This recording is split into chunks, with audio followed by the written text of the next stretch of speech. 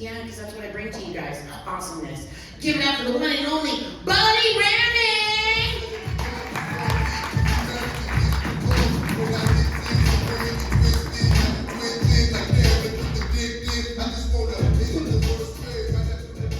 Short ass person up there, holy shit. Sure. Yeah. Last Unlimited, make some noise, y'all. How y'all feeling? Yeah.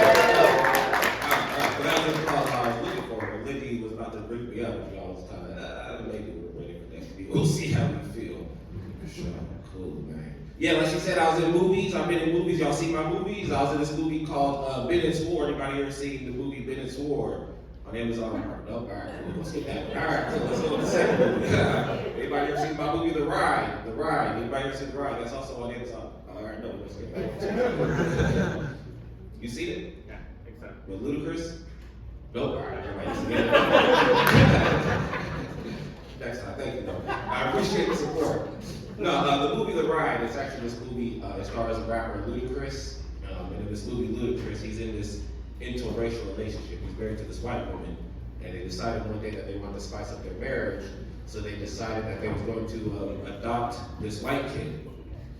That's what they did. The only thing is that this white kid also happened to be like a white supremacist. Yeah. How old? 16. 16. Yeah. Wow. I was like, there ain't no point that he did adopt him. He's gonna be gone in 2 years and shit. It's like, whatever, is it tax money? Alright, cool. But no, yeah, they adopt this white racist teenager kid and stuff like that, and like through the power of like hip hop and Popeye's fried chicken sandwich, Ludacris teaches this white kid to love and appreciate black people and black culture. You know, black people, we call those types of movies science fiction. Shit would never happen in real life. Yeah, one of my favorite things though about like being like entertainment, working in the entertainment business, is like it's one of the only jobs I ever had. Like where I tell people like this is what I do for a living, like they automatically just feel obliged to support it. You know what I'm saying? Like I tell people like, yeah man, I'm a stand-up comedian. They're like, oh really man, that's cool. When's your next show? I'll be there, front row, sitting front seat with tickets and everything. Ain't that right, Chuck? Chuck. Chuck. Or like I tell people like I'm an actor, I work in movies and stuff like that. I was like, hey yeah man, I was in The Ride. It's like, oh really? It's cool man. What the fuck is The Ride? Well, now we know. We'll watch it. Now you know, you go watch it. I'm the guy with the black eye, and I have the do-rag on it. No, I had a black eye, but there were 6 of them in the show. Took them all out. You see what the other guys look like. Thank you. Veterans Day is coming up. We got any military? So yeah. That's it, just one person. Everybody always said, fuck, we just don't do drugs, and we just don't fuck. We are not protecting this country. Hey, but thank you for your service, though. Thank you for your service. My dad was in the military, too. That made me what they call as a military brat. So that just means, like, you know, whenever your parents traveled everywhere, you just had to go with them wherever they went to. Which is cool, though. It was fun, you know. So I have friends that grew up in all these interesting foreign countries that most people have never been to. So, you know, I have friends that grew up in places like Guam, China, South Dakota, Africa, you know, crazy places, foreign. Me, I grew up in the North Pole. I started up in the North Pole, yeah. The North Pole, yeah. This is a real story. Real normal people. People look at me like, oh my God, they didn't know the North Pole's a real place. I think it's some made up place like Hogwarts or some shit. It's a real place, y'all. It's actually located in Alaska. That's where they keep the North Pole at and stuff like that. A little known secret about the North Pole, not too many black people up there. No, not too many. Only one probably, huh? Yeah, that's it, just me. It's not like Folsom, you know what I'm saying? You guys go out to Folsom.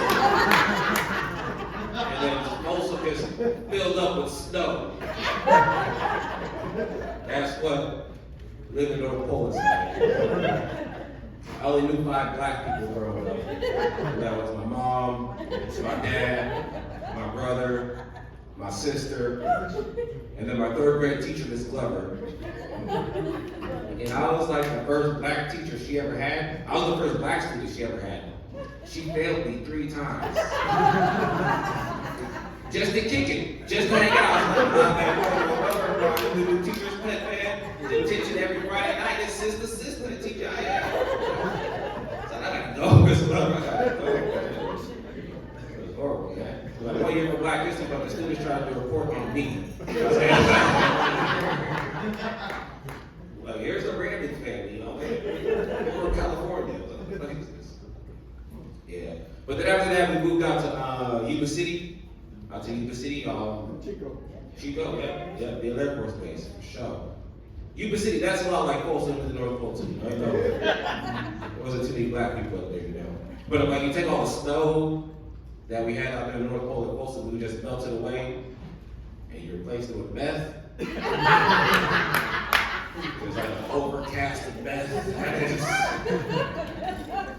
That's what Yuba City is like, man.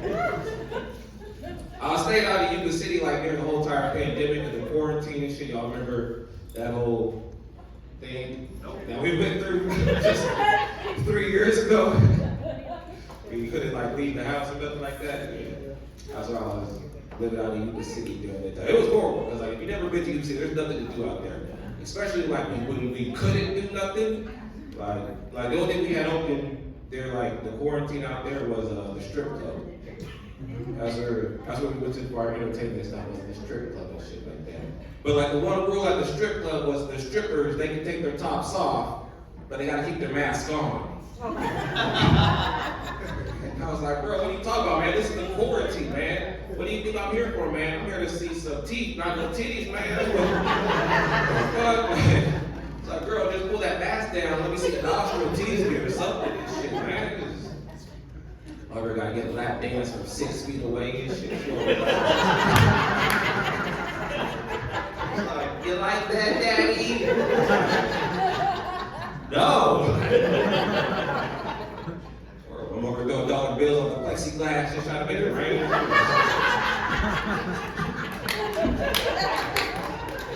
It won't work with this stuff. Don't make it rain and shit. Sure. All right, I'll tell this story, fuck it. One night at the strip club, I wasn't gonna tell it, I'll tell you just because y'all rock me crowd and shit like that. So one night at the strip club, they decided to have like a special event and stuff like that. So they had like, what they had was a naked wrestling match. So they had all the strippers, they was all naked in like this pool full of like, nothing but like baby oil and shit, like a whole bunch of baby oil. Like they got it from Diddy's house, that's what they got the baby oil. A whole bunch of baby oil. They had the strippers like naked and they was wrestling. I thought it was gonna be some sexy ass shit, you know, I thought they was gonna be like, make it out, you know, or like scissoring or some shit like that. I could dream, you know. But no, man, this was Yuba City, man. Them girls, they just really started swinging on each other. They just really started. It was like, brown sugar stole my $20. They was wrestling, they was fighting, and Brown Sugar, that was the stripper's name, was Brown Sugar. She's Asian, but hey, man, bands make her dance. I don't get it either. But Brown Sugar was wrestling, she was fighting, and she actually like dislocated her shoulder in this pool full of KY jelly and baby oil and shit like that. So now she's just flopping around like a fish with this dislocated arm, and she's drowning in baby oil and shit. And we was just all like, hey y'all, man, we gotta help this stripper out, man. We gotta do something and stuff like that. So we all like gathered around this pool and stuff like that. It's like, all right, y'all, on the count of 3, let's get her, man. All right, ready? 1, 2, 3. And then we just started making it rain. We was like, we about to pay off a hospital bill tonight. That's what we about to do, man. Sure. Cool. Living out here in Sacramento, man, it's like flu season and stuff like that. And people getting sick and stuff like that. I actually just got diagnosed with this new condition. It's called roommates. Out here. Yeah, some people got it bad, huh? Y'all got roommate-itis? No? Just me. Sure. Now, my roommates, they're cool though. I like my roommates, they're cool. They're very chill people. They only have 3 hobbies, 3 things that they love to do. First thing they love to do is they love to smoke weed. Any weed smokers in here? Yeah. Sure. We can kick it after the show. Cool. Second thing they love to do is they love to play this video game called Pokemon Go. You see the way you laugh? Yeah, that shit's still around, man. Said, how do you think I got here, man? I was looking for a squirrel. I said, oh, wow, so. Yeah. The third favorite thing they love to do is they love to smoke weed and play Pokemon Go. It's the extent of their hobby. Only problem though, like with their smoking weed, is that like, because there's so many different types of ways now to get high, they treat getting high like a damn science experiment. They're like, yo, we're about to go through the whole entire scientific method just to figure out how to get the highest. And we tried to figure out a way to get the yard work done by my roommate. He wanted to get high first and shit like that. And he was like, hey, yo, guess what, buddy, man? I got a pot loose that I want to try out.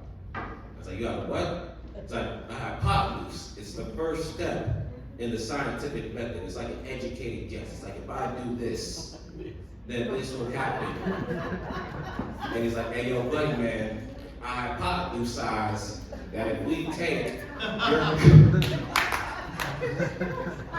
take your half ounce of weed and we stick it in the leaf blower, and then we light your weed on fire and turn on the leaf blower, well then we can get high and get the yard work done at the same time, man. So in conclusion, we could blow leaves while we blow leaves. Yeah. We could do that. Or we could just smoke this blunt that I just rolled and break the yard up like we do every Sunday. Second off, that word you're looking for is hypothesis. Ain't no hypothesizing the scientific method. I like to tell that joke just to see you had a public school education. Sacramento, y'all some pretty smart people, man. Hey, my name's Good Buddy, man. Thank